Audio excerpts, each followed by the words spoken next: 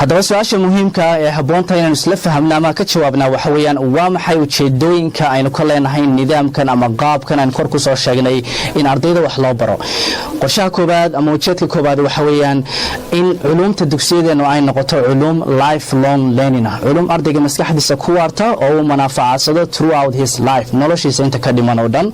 number 2 in dugsiyadeena hoose dhexe particularly ay noqdaan goobihii ay focuskii awoodda ku saari lahayn ardayga kobcintiisa iyo toosintiisa physically mentally and spiritually oo aynu soo saarno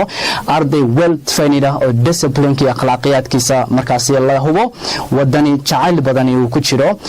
waayo cunugeer haddii uu dugsiga hoose dhexe ku xumaado ka sariya jaamacadu waxba kama bedeli karaan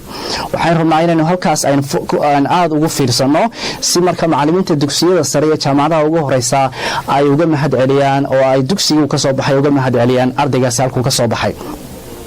qodobka saddexaad waxa weeyaan inaan isku dayno inaynu yarayno culumtan taariikhaha hore iyo ilbaxnimooyinka hore ku base garaysan ee ardaygu uusan wax badan ka faa'iideynayno bal iskuulka markuu ka baxo hore uu ka ilaawayo sida taariikhdii uu dhashay ama dhintay saynisyahankii ama badmareenkii Vasco da Gama iyo wixii jiray 400 sano ka hor waa culum outdated we need to focus the present and 21st century knowledge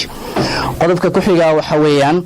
ardayga marka nidaamkan ama qaabkan aan kor ku soo sheegnay marka wax loo soo baro I believe inuusan u baahnayn in la mariyo sanad foundation markuu jaamacadda gelayo foundation year means that you are not qualified to start your program immediately so you have to have 1 year backup yani waa sanad waxbarasho oo ka horeeya takhasuskii ardaygu jaamacadda u yimid kaasoo ay qurux banaan lahayd in lagu baro waxyaabo skills cusub oo aan hore u aqoonin bal dib loogu celinayo maadooyinkii secondary schoolka uu ku soo dhigtay physics iyo mathematics iyo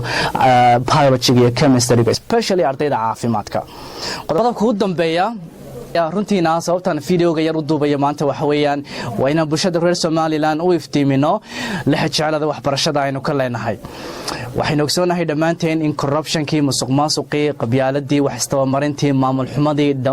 ay wax kasta iyo meel kastaba ay naga saameysay businesskii dhaqankii dhaqaalihii caafimaadkii siyaasadii diintii meel kastaba ay naga saameysay so we do not want in education iyo academic ay naga saameyso and I believe it's already been affected